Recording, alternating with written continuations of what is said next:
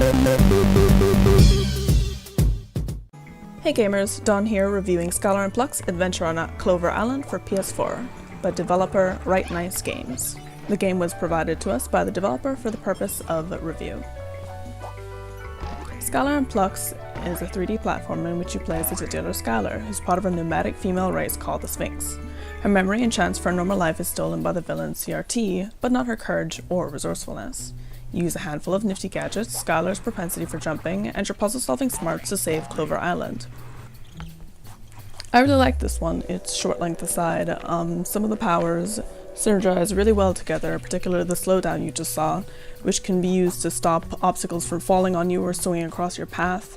It can slow down enemy bullets and missiles and enemies themselves. It can also make previously unpassable platforms passable by slowing down their rotation or making it so that they remain in a position where you can jump on them for just a little longer. All of your gadgets have a lifespan, if you will, and they're shown on the gadget themselves down in the bottom right corner.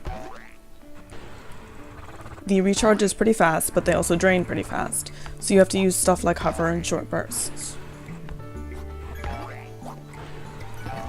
This little cage you see me heading towards has a loa in it. These are strange little birds, and if you release a certain amount of them, you can go to their mama bird and actually get a health upgrade.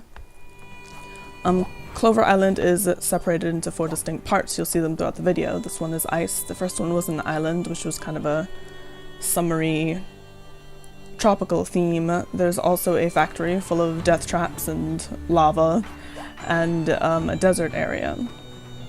And the backgrounds are gorgeous. Keep in mind this is made by a 4-person development team called Right Nice Games, and they really did a good job of paying attention to detail. Skylar can also swing from obstacles in addition to her hover, granted to her by the mechanical arm that she gets very early on in the game. She can double jump, she can hover, she can use a magnet also to lift up enemies and to throw their projectiles back at them, which you see me doing there. Enemies are these little robots you see. They come in 3 forms, 3 or 4 forms. There's not too much enemy variety here. They come in those robots that shoot single missiles like that. They come in these little Gatling gun robots. They come in the teeny tiny robots that kind of remind me of pups. No, so just 3. Of course, they're not your main focus. They're merely irritations in your path. Well, 4 if you count the last boss. The game is also available on Steam for those of you who are part of that PC master race, but I did just get a PS4, so I've been going around trying to find games that I would like, and this was definitely one that I recommend.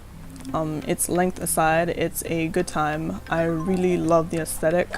I like the gadgets. This is the time power I mentioned.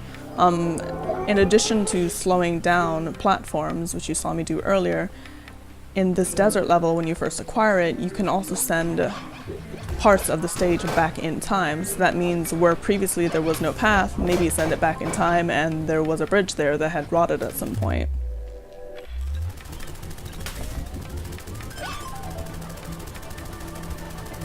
You can also turn the enemies against themselves. Side note, you get a trophy for killing 5 enemies while holding one of these little gun turrets.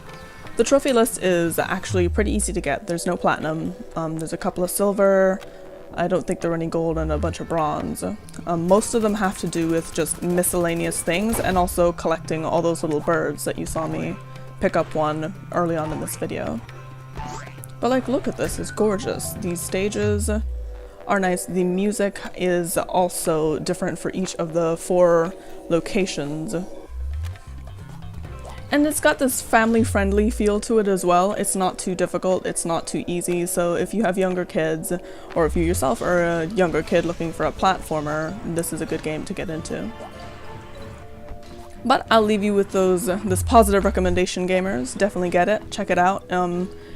It is $14.99 on Steam and also on the PlayStation Store. I've been Dawn from Need to Know. Stay in the know.